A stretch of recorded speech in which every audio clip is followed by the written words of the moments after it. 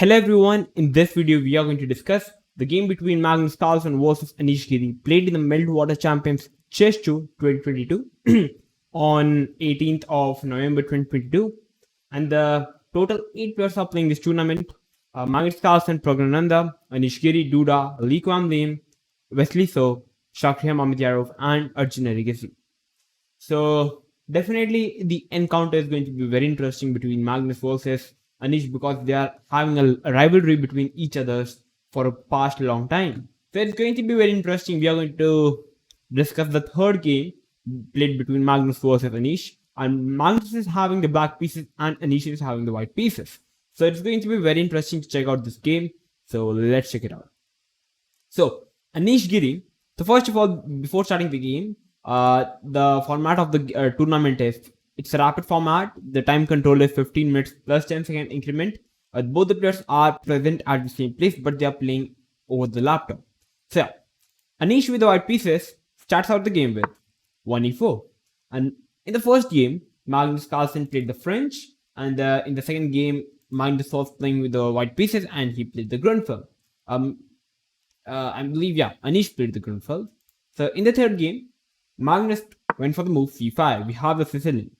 And all those who are thinking what happened on those two games, Magnus Carlsen won both the games. Yeah. So after c5, Anish played knight to f3, knight to c6, bishop to b5, and here we have the Rosalimo. And usually the d4 is the best, but I believe playing bishop b5 can be a good idea in the lower levels because mostly in the lower levels, the opponents are usually prepared against d4. So bishop to b5, and here we have e6 by Magnus. Short castle by white, knight to e7, rook to e1, and here we have e6. And here there are two ways to continue. You can either capture the knight, or you can either go back with the bishop. Going back with the bishop is much more flexible because if you try to capture the knight will simply capture the knight back, and it only helps black to achieve its target. So after a6, we have some bishop f1, keeping the bishop pairs on the board. Knight g6, c3, and he wants to grab the center by playing d4. So we have bishop to e7, d4, takes, d5, and here we have e5. So the opening was played the Sicilian defense, but currently we are having this kind of structure.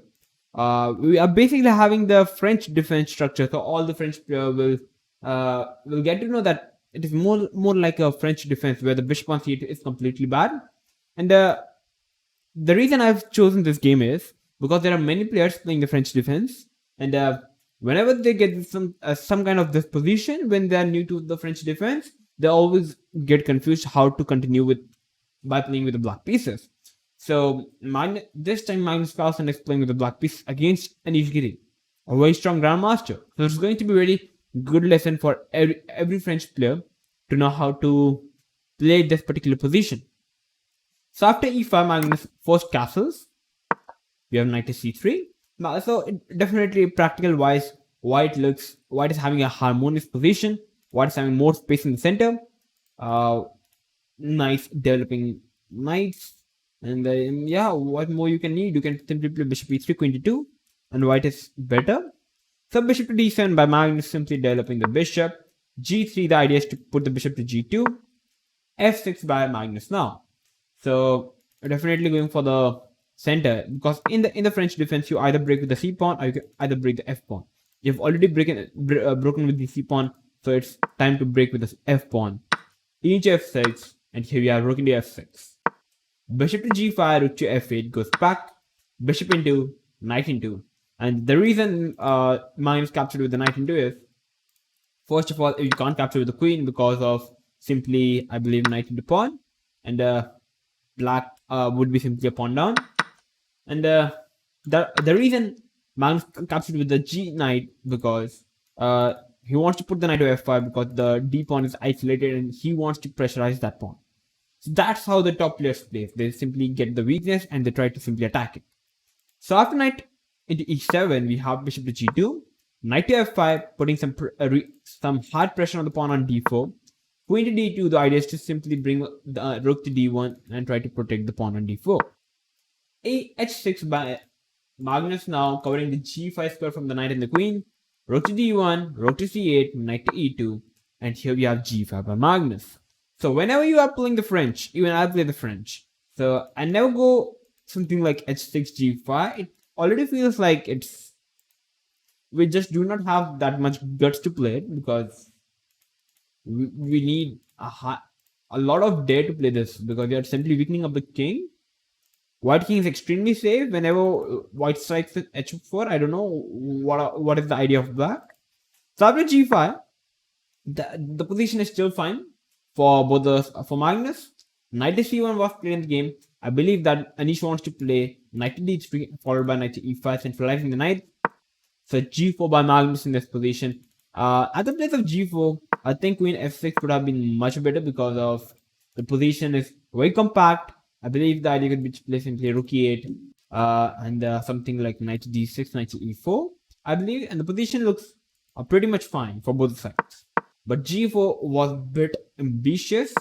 Knight to e5 was played, knight into e5, and here we have d into e5. Not a good move by Anish. I know he wanted to get rid of the isolated pawn, but he should have gone for capturing the knight with the rook, because it was first centralized the rook. Removing the rook from the e5 squares nearly impossible, and we can say that the e5 square can also be opted for the knight. Like for example, knight to d3, rook knight to d3, rook goes back, and now knight to e5. Like after rook into e5, for example, if black makes a random move like queen to f6, here there are, like, white is first of all having no real problems, and I believe knight to e2, knight to f4 can be an idea. So definitely it would have been much better. But after d into e5, we have bishop to b5 first, having the light squares, b3 now, and here we have queen to g5 by Magnus. The position is still fine for both the sides. It's extremely fine. It's equal. So after queen to g5, we have to queen to b4 by Wesley, by Anish. If white tries to trade off the queens, it's still equal, I believe. Because after a4, we have bishop d7. Definitely black is having the open file, but after knight e2 followed by rook to c1, it's equal. Let's check rook to c2, rook comes, and here we have rook to c8, rook c2, and here white can simply play h3, and the position is equalish.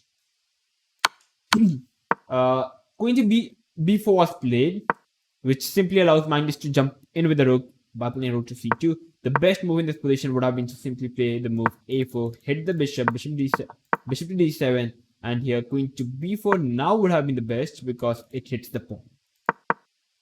But rook to c2 and now a4, and the reason after a4 the a4 is not working in this particular position is, though I have revealed the move, I wanted you guys to solve it, try to guess it.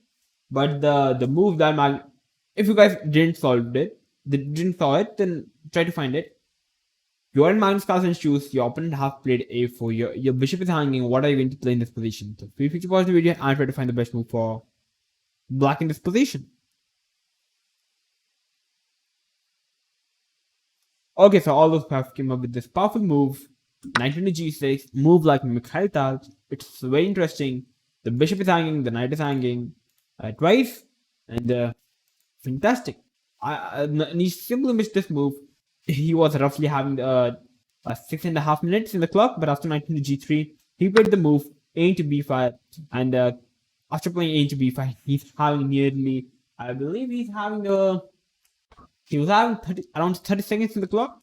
It's already way less time. A into b5, rook into c2.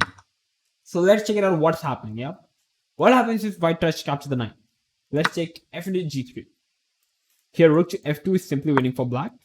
What happens if white tries to go back with the bishop on h1, trying to simply not allowing black to play rook to g2 check.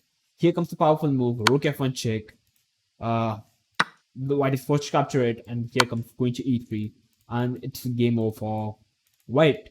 Rook f2 is forced, and it's a mate in one. Hence, after rook to f2, there are no real plays. So like after knight e2, there can be simply rook into f into e2, rook into bishop into e2, and the rook is hanging. So for example, like it's already collapsing. The queen is coming in. Let's check, for example, a move like rook e1. We have queen e3 check. King goes back. Here we have rook c1, and the position is still losing. Let's take a move, for example, let's take pawn push. Here we have bishop f3. The rook cannot capture the queen. The rook is pinned, and the game is over. So yeah, a bit lengthy calculation, but a fantastic calculation by Magnus Carlsen. Hence, Anish decides to capture the bishop. Rook into c2 came. Rook into f2 came. And now knight to e2 was played. Rook into e2. Rook into e2. Knight into e2. King to h1. And here comes rook to c1 in the position. Simply hitting the bishop. Simply hitting the rook. And the queen to e1 was played. If you try to capture the rook, it's like mate. Yeah. So hence rook queen to e1 was played, trying to protect the rook. But here comes take 6, queen to c8, queen to c1 by Magnus on the move number 31 by playing queen c1. Anish Giri decides to resign the game, and we have the result. Anish Magnus simply beaten Anish with a score of 3-0, and after queen to c8, the reason Anish resigned in this position is, first of all, white is forced to trade the queen, and second, like after takes. It's losing. Black is having 5 pawns in the position. White is having 3 pawns. And second, it's knight versus bishop. You are even going to lose the b pawn because currently the b pawn is attacked. If you try to push it, knight to d3, you lose this, and the game is over for white. So I would say the game was fine till the point Anish didn't play a4. Anish didn't play the queen to b4. If you first would have played a4, bishop to d7, then queen to b4 is possible, because after, for example, rook to c2, now there is knight to d3 first, defending the f2 pawn, because if you try to capture this pawn, it's still fine, because after knight into g3, the position is not working because of takes. Rook comes, and here comes the bishop into d5. Fantastic move. Takes, queen d5 check. King f8. Knight e2 and the knight e2, and the position is good for white. So it was a fantastic game, I believe.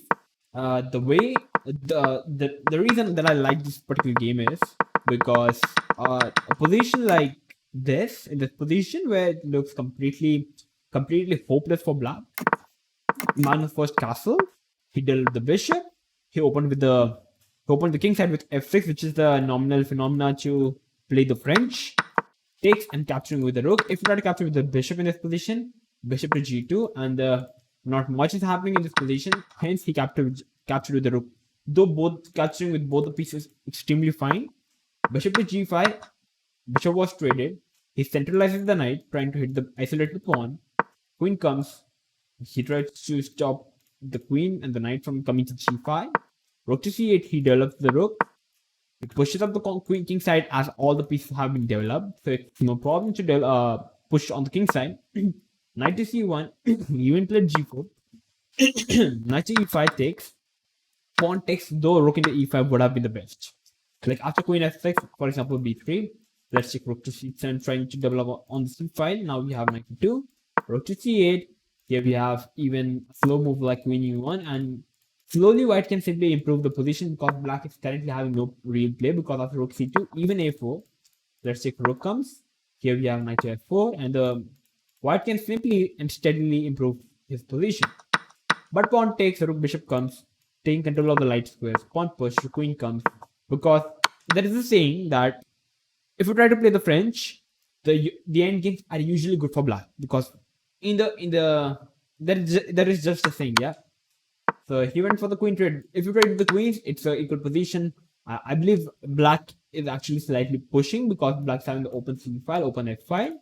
Though the pawns have been double on g file, but they are not. White is not capable to attack the g pawn, so it's fine for black. So yeah, this was the whole game of Magnus versus Anish. And if I tell you the results of the Meltwater Champions Chess Tour after the game finished on 18th of November 2022, according to India, Magnus Carlsen is on the first position with the 11 points.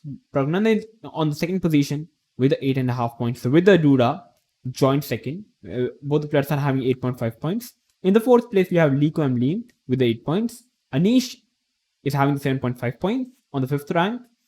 Wesley So is on the 6th rank having the 7 points. Shakhriyar Mamedyarov on 7th rank having the 5 points. And Arjun Erigaisi on the 8th rank with the 4.5 points. So this was the result. So I hope that you guys have liked the game. If you did, then make sure to like the video, subscribe to the channel if you're new to our channel, and make sure to click the notification bell. I'm going to see you soon. Till then, stay tuned and keep watching OneShot Chess.